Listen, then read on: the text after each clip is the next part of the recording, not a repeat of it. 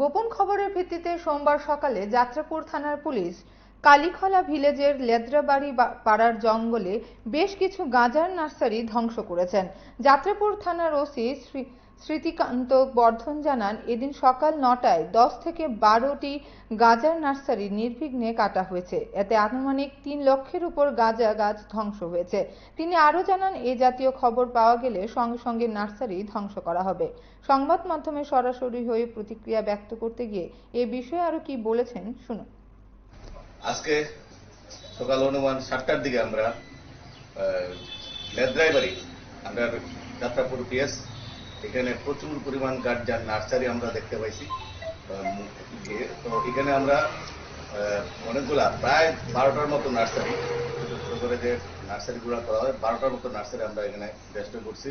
এগুলা সবগুলাতেই গাঁজার চারা ছিল, তো ডেস্ট্রয় করছি এবং এগুলা হলো সবগুলাই ফরেস্ট রিজার্ভ এরিয়াতে আছে এখানে পাহাড়ে।